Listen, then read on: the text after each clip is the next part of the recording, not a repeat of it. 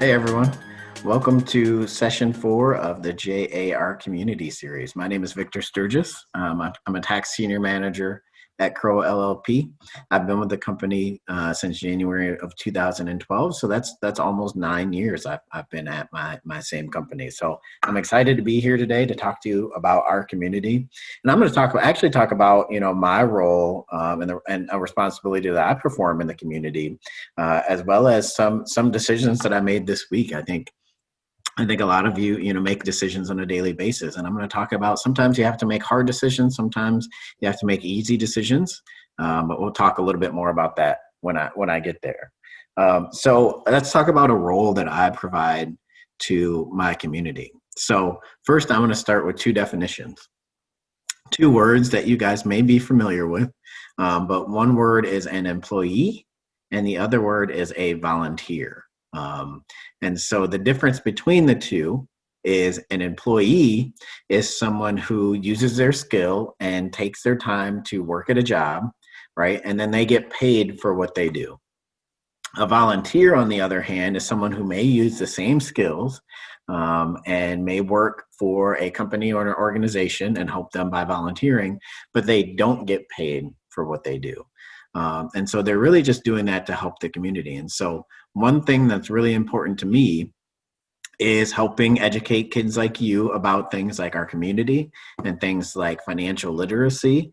And so I actually volunteer with Junior Achievement very often. It's something that I like to do a lot. And so that's a role that I help play in our community kind of on a yearly basis. And so I have the opportunity to usually go into classrooms and teach kids just like you about buying things that they need and they want, and teach them various things about the goods and services that businesses offer in our community, and really help them start to think about, and help you guys start to think about, when you grow up, what type of job do you want? What type of business do you either want to start, or what type of business do you want to be a part of or be an employee of?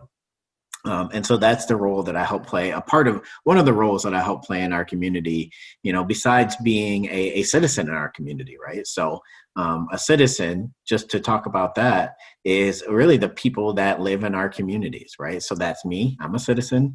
You are all citizens. Your teacher is a citizen of our community.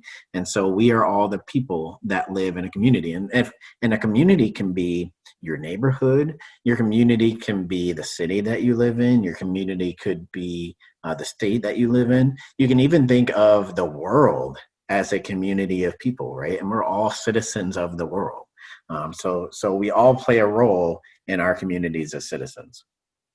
So next I want to talk about some decisions that I've made this week and how I made those decisions. So if you think about decisions, it's saying, either I want to do, or I want one thing or another thing, or maybe there's multiple things that you are choosing from, but usually you're making a decision. And to do that, you would typically think in your brain, or you might even write it down.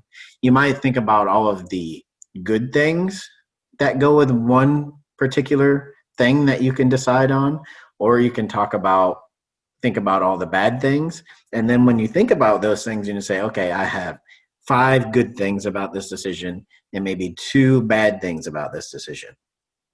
You might decide that that's a good thing to do, right? And so a difficult decision that I had to make this week was actually around social media, right? You guys probably heard of Facebook or Instagram, and those different types of social media platforms. And I felt like those things were being very distracting for me, right? So the distraction of those things was a bad thing that occurred, right? What else was a bad thing that occurred? It would take up a lot of my time, right? Being distracted took up a lot of time. And at the same time, I felt like I wasn't really learning anything new, right? So there's three bad things that kind of went with kind of just having social media and continuing to use it kind of on a daily basis.